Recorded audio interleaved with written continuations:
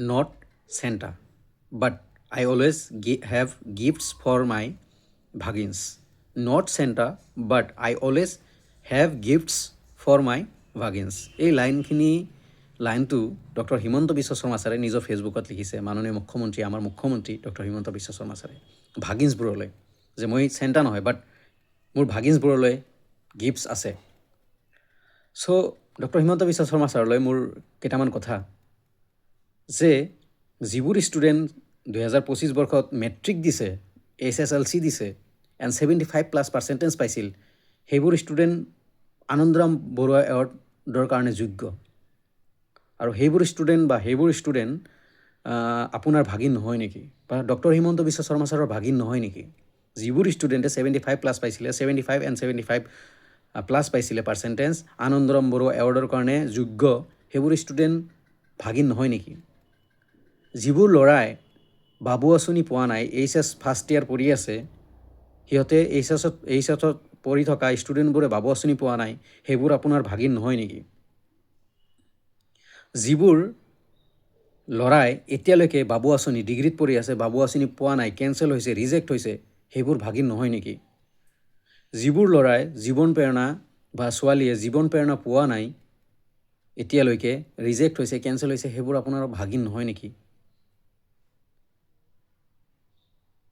চ' যিবোৰ ষ্টুডেণ্টে 4th চেমত আছে, 5th চেমত আছে, বা 6th চেমত আছে, বা 5th চেমত 4th চেম এণ্ড 6th চেমত আছে, বাবু আঁচনি পোৱা নাই বা স্কুটি পোৱা নাই, একো পোৱা নাই অসম গভৰ্ণমেণ্টৰ ফালৰ পৰা, সেইবোৰ ভাগিন নহয় নেকি? অনলি যিবোৰে পাইছে সেইবোৰে ভাগিন নেকি? বা যিবোৰ ষ্টুডেণ্টে অনলি এই বাবু আঁচনি, নিযুত মইনা, জীৱন প্ৰেৰণা পাইছে, সেইবোৰে ভাগিন নেকি? আপুনি দিছে, ঠিকে কৰিছে, ষ্টুডেণ্টক দিব লাগে, ষ্টুডেণ্টৰ পঢ়াৰ ক্ষেত্ৰত হেল্প হৈছে, বাবু আঁচনি দিছে, নিযুত মইনা দিছে, জীৱন প্ৰেৰণা দিছে, বাট সেনেকৈও বহুত ষ্টুডেণ্ট ৰিজেক্ট হৈ আছে, পোৱা নাই এতিয়ালৈকে পইচা। এণ্ড এইচএছত পঢ়ি থকা বা মেট্ৰিক দিয়াবোৰে একো পোৱা নাই, মেট্ৰিক দিয়া ল'ৰাবোৰে একো পোৱা নাই। চ' সিহঁতে কি কৰিব? সিহঁত ভাগিন নহয় নেকি? সিহঁতে আপোনাক মামা বুলি নামাতে নেকি? সিহঁত বেলেগৰ নেকি ক'ৰবাৰ? বা সিহঁতে কি দুখ কৰিছে যে আপোনাৰ ভাগিন হ'ব পৰা নাই? যিবোৰ ষ্টুডেণ্টে বাবু আঁচনিৰ পইচা পোৱা নাই, জীৱন প্ৰেৰণৰ পইচা পোৱা নাই, তাৰপিছত মেট্ৰিক দিছে, 75+ আনিছে, আনন্দৰাম বৰুৱা এৱাৰ্ড পোৱা নাই, বা 11ত পঢ়ি আছে, বাবু আঁচনি নিদিলে 11ক, চ' সেইবোৰ ভাগিন নহয় নেকি? নে অনলি মোৰ এটা মনত কুৱেশ্যন আহিছে যে যিবোৰ ষ্টুডেণ্ট 18+ এজ আছে, ডিগ্ৰী কৰি আছে, সিহঁতে অনলি ভাগিনছ, সিহঁতে অনলি ভাগিনী। যিবোৰ ষ্টুডেণ্ট গ্ৰেজুৱেট কৰি আছে বা ভোট দিবলৈ এজ হৈছে বা ভোটাৰ হৈছে, সেইবোৰে ভাগিন নেকি? বা যিবোৰ ষ্টুডেণ্ট মাইনৰ আছে, মিনছ এইচএছত পঢ়ি আছে, সিহঁতেতো একো নাপালে, আনন্দৰাম বৰুৱা এৱাৰ্ড নাপালে, বাবু আঁচনি নাপালে, সিহঁত ভাগিন নহয় নেকি? নে এজৰ কিবা প্ৰব্লেম আছে? চ' মোৰ ৰিকুৱেষ্ট ডক্টৰ হিমন্ত বিশ্ব শৰ্মা ছাৰলৈ, নাজানো চাবনে নাচায় বা কিবা হ'ব নাজানো, বাট মোৰ ৰিকুৱেষ্ট, যিবোৰ ষ্টুডেণ্ট 2025 বৰ্ষত 75% পাইছিলে, সিহঁতক আনন্দৰাম বৰুৱা এৱাৰ্ড দিয়ক। ষ্টুডেণ্টে ৰখি আছে বা এটা আশাত থাকে যে আমিও পাম। যিবোৰ ষ্টুডেণ্ট এইচএছত আছে, বাবু আঁচনি দিয়ক। সিহঁতেও আশাত আছিলে যে বাবু আঁচনি পাব বুলি, এইচএছৰ ষ্টুডেণ্টে। আপুনি অনলি ডিগ্ৰীৰ ষ্টুডেণ্টক বাবু আঁচনি দিছে। যিবোৰ ষ্টুডেণ্টে এতিয়ালৈকে পইচা